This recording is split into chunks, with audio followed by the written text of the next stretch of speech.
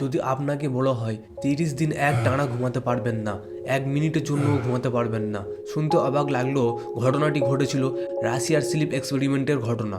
দ্বিতীয় বিশ্বযুদ্ধ চলাকালীন রাশিয়ার বিজ্ঞানীরা চেয়েছিল রাশিয়ার সৈন্যরা দীর্ঘ সময় না ঘুমিয়ে যুদ্ধ করুক। সেই উদ্দেশ্যে তারা একটি গ্যাস আবিষ্কার করেছিল। আবিষ্কারের প্রথমের দিকে এই গ্যাসটি সৈন্যদের জন্য ব্যবহারযোগ্য ছিল না।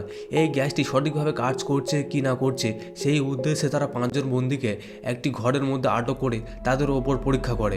যদি সঠিকভাবে কাজ করে তাহলে এই গ্যাসটি সাধারণ সৈন্যদের জন্য ব্যবহারযোগ্য হবে। সেই উদ্দেশ্যে তারা 5 জন বন্দীকে একটি ঘরের মধ্যে আটক করে এবং তাদেরকে বলেছিল তারা যদি 30 দিন না ঘুমিয়ে থাকতে পারে তবে তাদেরকে মুক্ত করবে। অবশেষে তাদের মধ্যে গ্যাসটি ছেড়ে দেয়। গ্যাসটি ছাড়ার 4র্থ দিন পর্যন্ত 5 জন বন্দী তারা স্বাভাবিক অবস্থায় ছিল। তারা একে অপরের সঙ্গে গল্প করে সময় কাটিয়ে দিচ্ছিল। কিন্তু 5ম দিনে পরিস্থিতি একটু বদলে যায়। বন্দীরা তারা একে অপরের সঙ্গে কথা না বলে তারা বিরক্তিকর ফিল করছিল। তারা একে অপরের সঙ্গে ফিসফিস করছিল।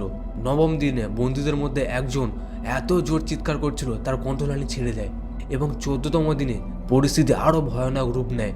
বন্দীরা তারা একে অপরের মাংস ছিঁড়ে ছিঁড়ে খেতে লাগলো এবং জোরে জোরে চিৎকার করছিল। রাশিয়ার বিজ্ঞানীরা ভয় পেয়ে সেই গ্যাসটি বন্ধ করে দেয়। ঘরের দরজা খুলে দেখে 5 জন বন্দীদের মধ্যে 4 জন মারা গেছে এবং একজন বেঁচে রয়েছে। সে প্রায় মৃতপ্রায় অবস্থা, ফ্যাকাশে শরীর, চোখ অর্ধেকের বেশি বের হয়ে গেছে এবং রক্তমাখা শরীর। দরজাটা খোলার পর সেই বন্দীটি জোরে জোরে চিৎকার করছিল, গ্যাসটি ছেড়ে দেওয়া হোক, গ্যাসটি ছেড়ে দেওয়া হোক। গ্যাসটি ছেড়ে দেওয়ার জন্য সে অনেক চিৎকার করছিল। রাশিয়ার বিজ্ঞানীরা এই পরিস্থিতি দেখে তারা অনেক ভয় পেয়ে গেল এবং এই এক্সপেরিমেন্টের সমস্ত নথিপত্র পুড়িয়ে দিয়ে তারা ধ্বংস করে দেয়।